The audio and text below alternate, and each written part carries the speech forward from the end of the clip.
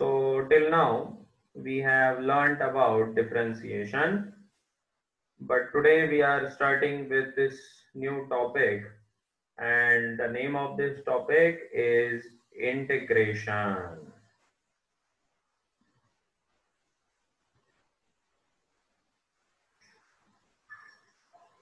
So integration का मतलब क्या होता है सर? क्या आपको पता है इंटीग्रेशन का मतलब क्या होता है? तो जनरली इंग्लिश में हम इंटीग्रेशन ये शब्द किसके लिए यूज करते हैं? जैसे नेशनल इंटीग्रेशन, है ना? तो इंटीग्रेशन इस वर्ड का उपयोग होता है एकात्मता दिखाने के लिए, है ना?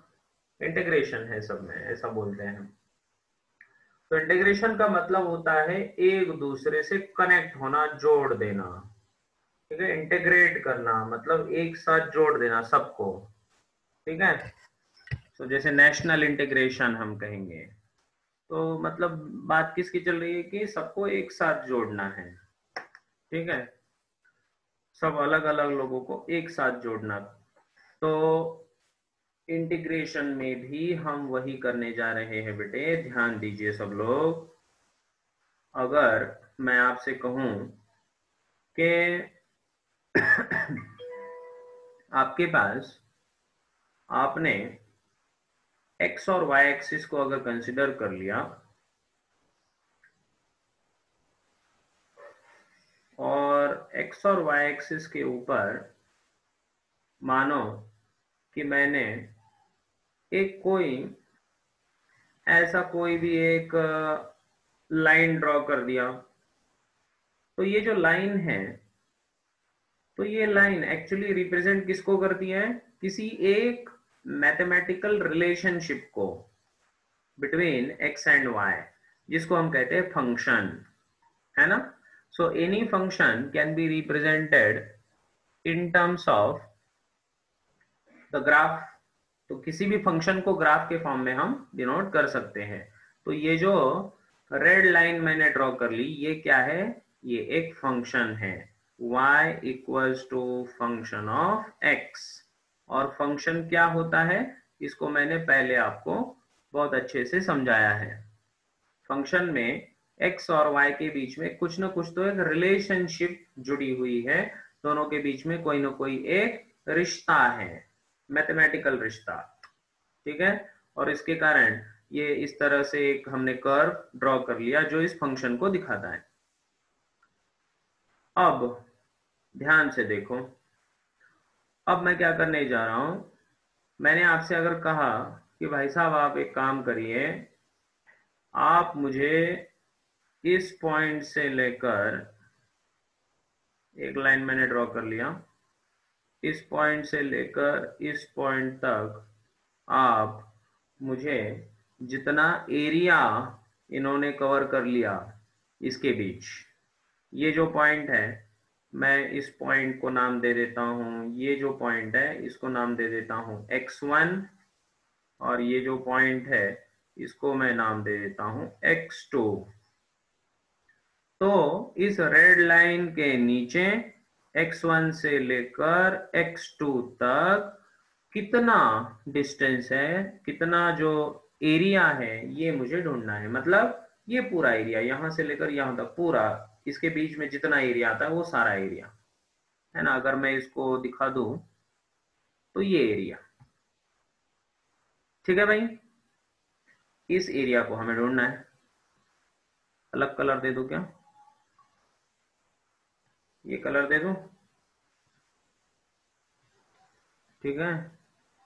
तो इस तरह से ये एरिया अगर आपको मैं ढूंढने को कहा, so find out this area, तो कैसे करोगे आप? एरिया कैसे ढूंढोगे? एरिया ढूंढने के लिए कोई फॉर्मूला है क्या आपके पास? आपके पास ट्रायंगल का एरिया का फॉर्मूला है, सर्कल का है, क्वाड्रिलेटरल का हो सकता है, ट्रेपेजियम का हो सकता है ना? लेकिन क्या इसका एरिया का फॉर्मूला है आपके पास? नहीं है। तो फिर क्या करोगे? तो चलो मैं एक आपको टेक्निक बताता हूं, ठीक है? तो ये सबसे basic. We will divide it into shapes. हाँ बेटे बोलो। We will divide it into different shapes. Different strips, हाँ इसको डिवाइड कर देना पड़ेगा। तो कैसे डिवाइड करेंगे हम, ध्यान से देखिए। मैं एक काम कर देता हूं, यहां पर कुछ ऐसे लाइंस ड्रॉ कर देता हूं। मैं एक यहां पर एक ऐसा स्ट्रिप कंसिडर कर रहा हूं। देखिए मैंने क्या किया कि इस पूरे एरिया को ऐसे छोटे छोटे छोटे छोटे, बहुत ही छोटे स्ट्रिप्स में डिवाइड कर दिया। देखो मैं क्या करने जा रहा हूं, मैंने यहां से लेकर यहां तक पूरे स्ट्रिप्स बनाए, ठीक है, इस तरह से इक्वल स्ट्रिप्स। अब मैं क्या करूंगा बेटे, मैं अप्रोक्सीमेशन यूज करूंगा।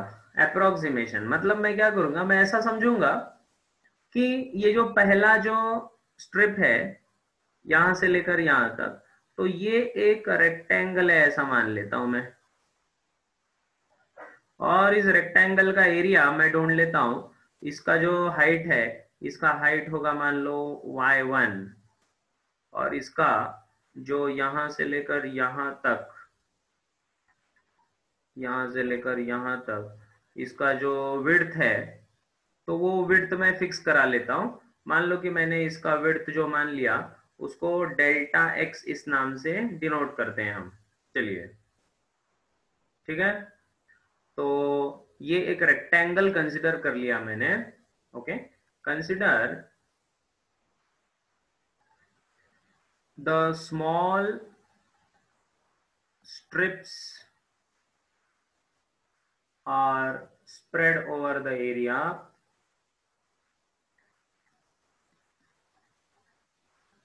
ठीक है, ये जो स्मॉल स्ट्रिप्स है ये इसमें स्प्रेड है ऐसा मान लेते हैं। And we will calculate area of the strips, ठीक है, we will calculate the area of the strips। तो हर एक स्ट्रिप का एरिया मान लेंगे। तो मैं बोल दूंगा कि टोटल जो एरिया बनेगा, तो लिख देंगे टोटल एरिया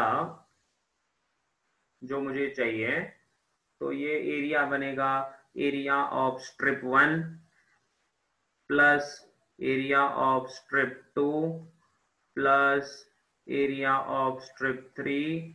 ऐसे करते करते मैंने जितने भी स्ट्रिप्स बनाए, मान लो कि मैंने 1 2 3 4, ऐसे करते करते करते करते मैंने n स्ट्रिप्स बनाए। तो an तक मैं इसको ऐड कर दूंगा, यस और नो, क्यों भाई। अब मुझे क्या करना है, एरिया, पहले का एरिया लिखना है। चलो पहले का एरिया कितना होगा यार, पहले का एरिया होगा y1 into delta x, y1 into delta x, length into breadth, क्योंकि मैं उसको रेक्टेंगल मान रहा हूं ना, अप्रोक्सीमेशन कर रहा हूं मैं, उसको मान रहा हूं कि वो रेक्टेंगल है ऐसा मान रहा हूं मैं। दूसरे का क्या होगा, कौन बोलेगा, फटाफट बोलो फास्ट, कौन बोलेगा, बोलो बोलो। दूसरे का एरिया क्या होगा, उसका जो y होगा वो y2 मान लेते हैं, और उसका विड्थ कितना होगा, उतना ही होगा डेल्टा एक्स। सबका डेल्टा एक्स है ना, सबका डेल्टा एक्स है, इसका भी डेल्टा एक्स, इसका भी डेल्टा एक्स, इसका भी डेल्टा एक्स। डेल्टा एक्स क्या है, उसका विड्थ है, विड्थ छोटा, ठीक है जी। तो दूसरे का क्या होगा, कौन बोलेगा, y2 into delta x plus y3 into delta x. ऐसे करते करते सारे स्ट्रिप्स का n तक, क्योंकि सबका y अलग अलग है, ये और नो। तो अब तो ये हो जाएगा yn डेल्टा x। यहां तक समझा सबको। तो मैंने क्या किया, मैंने बस दिए हुए एरिया के बहुत सारे स्ट्रिप्स बनाए, इसको डिवाइड कर दिया स्ट्रिप्स में, और उसमें से एक स्ट्रिप को उठाया, उसको रेक्टेंगल माना, उसका एरिया A1 है ऐसा मान लिया, और वो A1 बनेगा आपका उसका लेंथ इंटू उसका ब्रेड्थ। लेंथ कितना, Y1, देखो ना लेंथ कितना है, ये पूरा यहां से लेकर यहां तक, ये कौन है जी, Y1 है जी, नहीं समझे, राइट। तो y1 इंटू डेल्टा एक्स उसका लेंथ इंटू उसका ब्रेड, उसका लेंथ उसका ब्रेड, उसका लेंथ उसका ब्रेड, समझे। So y1 delta x, y2 delta x, y3 delta x up to yn delta x, ठीक है। अब अगर मुझे इससे जो एरिया मिला उसको लिखने का एक तरीका होता है, ये जो सम है इसको समेशन इस नाम से लिखा जाता है, 10वीं में आपने पढ़ा होगा, y इंटू डेल्टा एक्स, इसको y i ऐसे नाम दे देते हैं, जहां पर i इक्वल्स टू 1 से लेकर n तक वेरी होता है, यस और नो, है ना। तो इसको आपने 10th स्टैंडर्ड में पढ़ा होगा यार, क्यों जी, है ना, राइट। इस तरह से मेरी वॉइस सबको क्लियर आ रही है ना, कुछ लोग को यस सर। नेटवर्क का प्रॉब्लम होगा शायद। तो यहां पर अगर आप देखें ध्यान से, तो ये पहले का एरिया प्लस दूसरे स्ट्रिप का एरिया, तीसरे स्ट्रिप का एरिया, चौथे स्ट्रिप का एरिया, ऐसे करते करते सारे जो स्ट्रिप्स है, एक स्ट्रिप दूसरा स्ट्रिप तीसरा Sir, स्ट्रिप, हाँ बेटे बोलो, sir, अरे बोलो, sir, I am not getting clear voice. हाँ, I am also not getting your clear voice, all others are getting clear voice.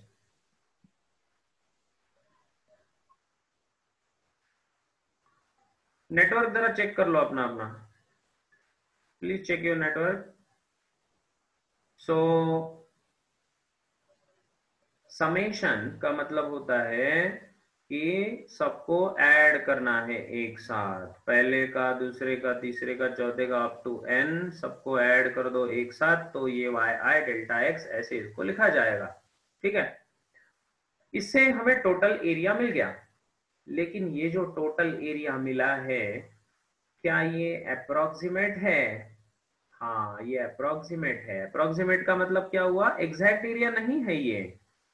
Exact area क्यों नहीं है, क्योंकि हमने क्या किया था, हमने ये जो स्ट्रिप था इसको रेक्टेंगल माना था, लेकिन एक्चुअली ये स्ट्रिप रेक्टेंगल नहीं था, इसका ऊपर वाला इतना जो पोर्शन है बेटे, ये देखो ये वाला पोर्शन, ये तो छूट रहा है ना, नहीं समझे, इतना पोर्शन तो छूट गया। तो अगर इतना पोर्शन अगर छूट गया तो मैं कह सकता हूं कि ये अप्रोक्सीमेट एरिया है, ये तो सही नहीं हुआ। हर जगह आप देखिए, यहाँ पर भी इसको अगर रेक्टेंगल माना हमने तो ये इतना एरिया छूट जाएगा, ठीक है, इतना एरिया तो छूट ही जाएगा, तो वो तो कैलकुलेट नहीं हुआ ना। तो क्या आंसर सही आया अपना, बोलो बोलो, नहीं, ये अप्रोक्सीमेट आंसर है। अब मैं एक ट्रिक लगाता हूं इसको, अब इसको सही करने के लिए अगर मैंने ऐसा कर दिया कि ये जो एक स्ट्रिप है, ये देखो ये पहली वाली जो स्ट्रिप है, इसमें से कोई एक स्ट्रिप पकड़ लो आप, ठीक है। चलो एक स्ट्रिप, पहली वाली जो स्ट्रिप दिखाई दे रही है, ये पहली वाली स्ट्रिप के 10 टुकड़े कर दो, एक स्ट्रिप के 10 टुकड़े कर दो यार। अब क्या होगा, अब जब एक स्ट्रिप के 10 टुकड़े कर दूंगा मैं, ये जो पहली वाली पीली वाली जो स्ट्रिप दिखाई दे रही है, इसके अगर मैं 10 टुकड़े कर दूंगा, तो अब इसमें 10 रेक्टेंगल अलग अलग बन जाएंगे, है ना, इसमें 10 अलग अलग रेक्टेंगल बन जाएंगे, और जितने भी 10 अलग अलग रेक्टेंगल इसमें बने, तो हर एक रेक्टेंगल का अगर मैंने एरिया ले लिया, अब ये 10 तो मैं ड्रॉ नहीं कर पाऊंगा, लेकिन जितने भी कर दिए, तो अब एक गजब हो जाएगा कि अब आपका जो एरिया छूट रहा था अब वो कम हो गया। यस और नो?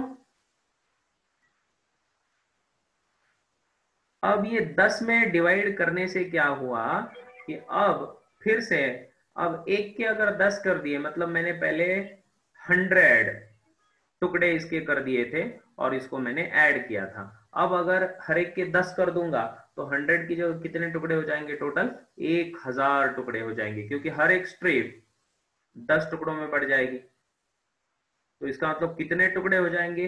1000 टुकड़े हो जाएंगे। ये 1000 टुकड़ों को जब मैं एक साथ मानूंगा तो अब जो टोटल एरिया है वो कुछ अलग आएगा, आपका अप्रोक्सीमेशन और भी एक्चुअल वैल्यू के पास चला जाएगा, एग्जैक्ट नहीं बनेगा फिर भी, है ना? ये बात सबके समझ में आई क्या बेटे? तो मैंने आपको क्या बताया, सबसे इंपॉर्टेंट पॉइंट यहां पर लिख देता हूं।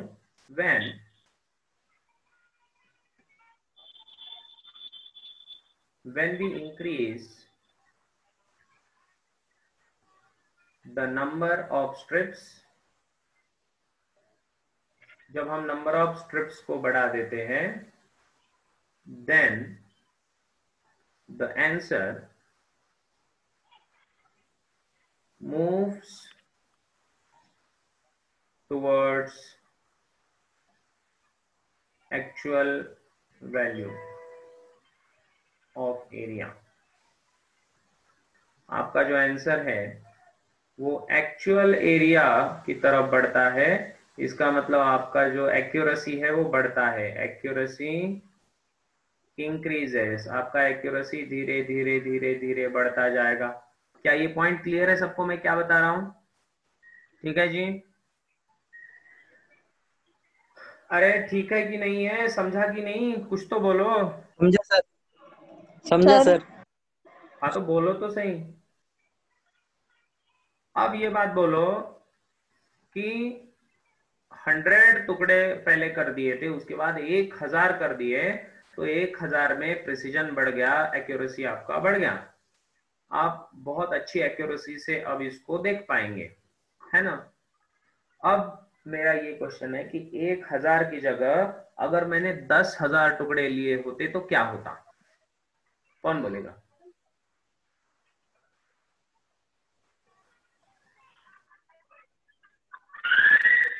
बोलो बोलो। अगर 1000 की जगह 10,000 टुकड़े कर देंगे तो क्या होगा? बोलो। यस? क्या एक्यूरेसी बढ़ेगा?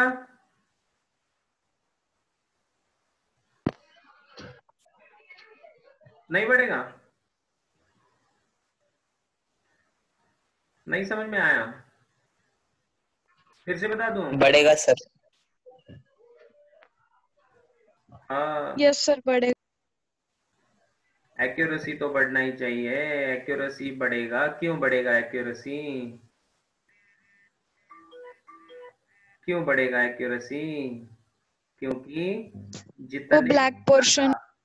हाँ, जितने ज्यादा आपके टुकड़े होंगे उतने ज्यादा वो जो एरिया छूट रहा था वो उतना कम एरिया छूटेगा, और इसीलिए एक्यूरेसी बढ़ते ही जाएगा, एक्यूरेसी बढ़ते ही जाएगा, बढ़ते ही जाएगा, बढ़ते ही जाएगा।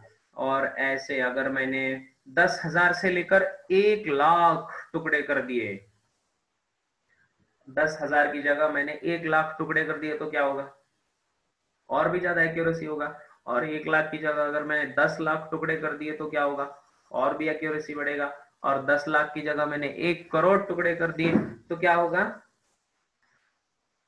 तो और भी एक्यूरेसी बढ़ेगा, और भी एरिया आपका अलग आंसर आएगा। इसका मतलब धीरे धीरे धीरे आप एक्चुअल एरिया की तरफ बढ़ेंगे। तो सर हाँ बोलो। सर वो स्ट्रिप्स बढ़ेंगे और वो एक्यूरेसी इंक्रीज होगी, वो कैसे होगा वो समझा नहीं सर। हाँ, स्ट्रिप्स बढ़ेंगे तो एक्यूरेसी कैसे बढ़ेगी, ये क्वेश्चन है। ये क्वेश्चन बड़ा आसान है, देखो। तो सबसे पहले मैंने क्या कहा आपको कि ये स्ट्रिप्स जब हमने कंसिडर किए तो A1 क्या है? A1 पहले इसका एरिया। A1 मतलब पहले स्ट्रिप का एरिया है ना। A2 मतलब दूसरे स्ट्रिप का एरिया। लेकिन उसका एरिया हमने कैसे कैलकुलेट किया? हमने उसको माना कि भाई ये एक रेक्टेंगल है, ऐसा माना। हमने उसको क्या माना? रेक्टेंगल। मतलब हम एक्चुअली ये ऐसा, ये जो इतना पोर्शन है, ये जो ब्लैक पोर्शन देख रहे हो, ये ब्लैक पोर्शन छूट रहा है इसमें से, वो थोड़ी ना कवर हो रहा है। ये इतना जो पोर्शन है जो मैंने यहाँ पर शेड किया है, ये पोर्शन इसमें से छूट रहा है ना, क्योंकि मैं इसको y मतलब इसका हाइट है और डेल्टा x मतलब इसका विड्थ है। तो एरिया कौन सा कैलकुलेट हो रहा है? एरिया तो बस इतना ही तो कैलकुलेट हो रहा है। देखो ना, ये एरिया कैलकुलेट हो रहा है बस, रेड वाला। ये ब्लैक वाला एरिया हो रहा है क्या कैलकुलेट? नहीं। नहीं हो रहा है, समझे? ये ब्लैक वाला एरिया हो ही नहीं रहा है कैलकुलेट, इसीलिए गलत आंसर आया था पहले, क्योंकि हमने उसको रेक्टेंगल माना था।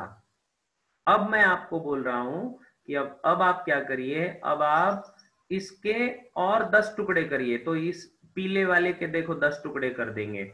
अगर इसके 10 टुकड़े कर देंगे तो ये पूरा लाइन यहां तक पहुंचा ना, देखो ना, ये यहां तक पहुंचा कि नहीं, है ना? Yes sir. तो इसका ब्लैक वाले का पोर्शन, ये इतना वाला पोर्शन कवर हो गया कि नहीं, ये पोर्शन? यस। तो इसका मतलब पड़ा कि नहीं? जो एरिया पहले छूट यस। रहा था, अब वो एरिया धीरे धीरे कवर होने लगा है कि नहीं? Yes sir. तो इसका मतलब कि अब हम जब इसको कैलकुलेट करेंगे तो एक्यूरेसी बढ़ते जाएगा, जितने ज्यादा स्ट्रिप्स उतना ज्यादा एक्यूरेसी। ठीक है? तो इसका मतलब मैथमेटिक्स में एक ऐसा फंक्शन है, एक ऐसा फंक्शन है मैथमेटिक्स में जो आपको जितने ज्यादा आपके टुकड़े होंगे उतना अच्छा है, ये कह रहा है। तो मैं लिख दूंगा यहां पर कि as the number of strips increase. Sir ये सिर्फ ग्राफ में ही होता है क्या? ग्राफ में? हाँ, the accuracy of the area is increased. ठीक है? तो मैथमेटिक्स में एक ऐसा फंक्शन है जो क्या करता है बेटे, जो आपके एक्स और वाई एक्सिस के ऊपर आपने जो भी ग्राफ ड्रॉ कर लिया, तो उस ग्राफ में मान लो कि आपने इस तरह का ग्राफ जो अभी अभी हमने आपको दिखाया, ये ऐसा ग्राफ जो ड्रॉ कर लिया, तो ये फंक्शन हमें जो एरिया कैलकुलेट करने में मदद करता है, तो ये इसके इनफाइनाइट नंबर ऑफ स्ट्रिप्स में इसको बांटता है। कितने स्ट्रिप्स में? कितने स्ट्रिप्स में बांटता है? Infinite number, infinite. जिसमें हर एक स्ट्रिप का जो विड्थ होगा, हर एक स्ट्रिप का जो विड्थ होगा वो बहुत ही छोटा होगा ना। इसको लिखा जाता है dx, वेरी वेरी स्मॉल, है ना? dx is very very small. कहां से कहां तक? तो x1 से लेकर x2 तक हमें ये एरिया चाहिए। तो मैथमेटिक्स में एक ऐसा फंक्शन है जिसको कहा जाता है इंटीग्रेशन। तो हमने जैसे यहां पर लिखा है total area equals to summation, तो ये समेशन करने वाला और एक फंक्शन है। तो total area under this curve is equals to integration. इसको इस तरह से लिखा जाता है, इंटीग्रेशन का ये साइन है, इंटीग्रेशन ऑफ y, आपका जो भी फंक्शन है y इंटू dx। dx उसका छोटा स्ट्रिप का विड्थ है, और इसको लिखा जाता है कहां से कहां तक, तो ये x1 से लेकर x2 तक, x1 से लेकर x2 तक, ऐसे इसको हम लिखते हैं। ये एक लिखने का इसका तरीका है, x1 से लेकर x2 तक। ठीक है, तो इस तरह ये जो एक बहुत ही बढ़िया फॉर्मूला बना, इसको कहा जाता है इंटीग्रेशन फंक्शन। इसको कहा जाता है इंटीग्रेशन फंक्शन। तो ये इंटीग्रेशन फंक्शन का काम क्या है? इंटीग्रेशन फंक्शन हमें एरिया ढूंढ के देगा उस कर्व के नीचे और एक्स एक्सिस के बीच कितना एरिया छुपा हुआ है x1 से लेकर x2 तक। तो इसको देने के लिए हम यूज करते हैं इंटीग्रेशन फंक्शन, जो समेशन की तरह एक्ट करता है, लेकिन कितने टुकड़ों में बांटता है पूरे एरिया को? इनफाइनाइट नंबर ऑफ स्ट्रिप्स में उसको डिवाइड करके इंटीग्रेट करता है, एक साथ जोड़ता है। जोड़ने का काम कर रहा है ना, एरिया को जोड़ने का काम कर रहा है, इसलिए इंटीग्रेशन इसका नाम है जी। समझ में आया? Yes sir. राइट, तो इसको लिख लो फटाफट। लिख लिया सबने? ओके, इसमें कहीं भी दिक्कत है तो पूछिए।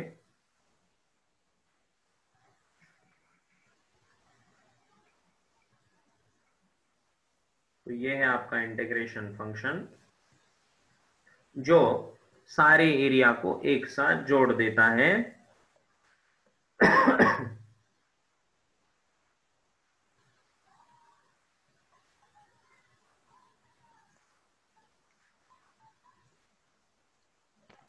सर ये इंटीग्रेशन का जो साइन है वो समेशन की तरह है क्या? मतलब दोनों वर्क कैसे करते हैं ये इंटीग्रेशन? इसका जो सिंबल है, ये सिंबल ऐसा है, ये ऐसे करके दोनों साइड में ऐसे गोल है, स्ट्रेट लाइन दोनों साइड में गोल करके। और ये काम कैसे करता है तो ये अब बताऊंगा मैं आपको, इसको कैसे कैलकुलेट करना है। ठीक है, ये किस तरह से ये काम किस करता में है? ज्यादा काम आता है सर? किस में ज्यादा काम आता है ये फिजिक्स में हर जगह काम आता है बेटा। मतलब ज्योग्राफिकल पोर्शन होते हैं उतने में ही क्या? नहीं, पूरे अलजेब्रिक पोर्शन में भी काम में आता है। अभी समझ जाएगा आपको, पूरी बात समझा दूंगा तो पूरा समझ जाएगा, ध्यान से देखो। यस। तो इंटीग्रेशन को हमने डिफाइन कर लिया इस तरह से। इसमें कौन कौन चीजें क्या क्या है इसके बारे में बोलता हूं। तो सबसे पहली बात, तो यहाँ पर ये जो एरिया है, तो टोटल एरिया जो हम कह रहे हैं, तो ये कौन सा एरिया हम बोल रहे हैं? Area under the curve. ये जो कर्व है, इस कर्व के नीचे वाला एरिया, एंड एक्स एक्सिस। ये कर्व और एक्स एक्सिस के बीच में जितना एरिया है, बिटवीन लिमिट्स, बिटवीन लिमिट्स, इसके लिमिट्स है। लिमिट्स का मतलब होता है कि उसको कहां से लेकर कहां तक, तो x1 से लेकर x2 तक, between limits x1 and x2। ठीक है, तो x1 x2 x एक्सिस और ये कर्व, इन्होंने जो भी एरिया बाउंड किया है बीच में, वो एरिया यहां पर हम कंसिडर कर रहे हैं। उसके बाद ये जो x1 x2 है, तो इसमें x1 जो नीचे लिखा है हमने, इसको कहा जाता है लोअर लिमिट। क्या कहा जाता है इसको? Lower limit. और जो x2 हमने लिखा है बेटे, इसको बोला जाता है अपर लिमिट। इसको लिखा जाता है अपर लिमिट। ठीक है, और जो y है आपका, So y is function which is y equals to function of x, f of x मतलब function of x। तो ये फंक्शन कोई भी फंक्शन हो सकता है, ठीक है। और ये जो dx है, dx is the width of strip। इस स्ट्रिप का विड्थ हमने dx कंसिडर कर लिया, विच इज एक्सट्रीमली स्मॉल। ये कैसा है? एक्सट्रीमली स्मॉल विड्थ है ये, ठीक है। बहुत ही छोटा है, ये इतना छोटा है कि आप इसको कैलकुलेट भी नहीं कर पाएंगे, इतना छोटा है आपकी स्केल से, ठीक है। तो इस तरह ये दिखाने का ये तरीका है कि dx मतलब बहुत ही छोटा उसका लेंथ है। ये फास्ट लिखो।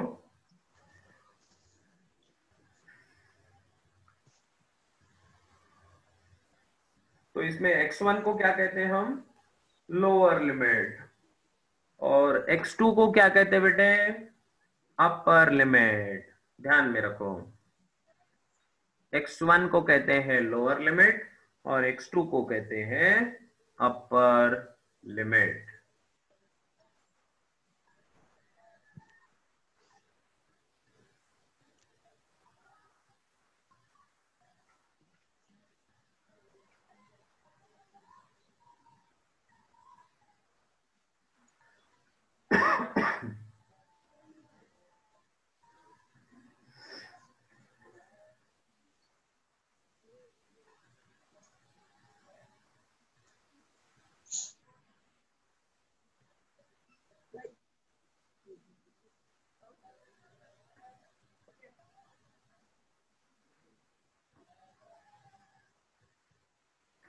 चलो तो अब आगे बढ़े।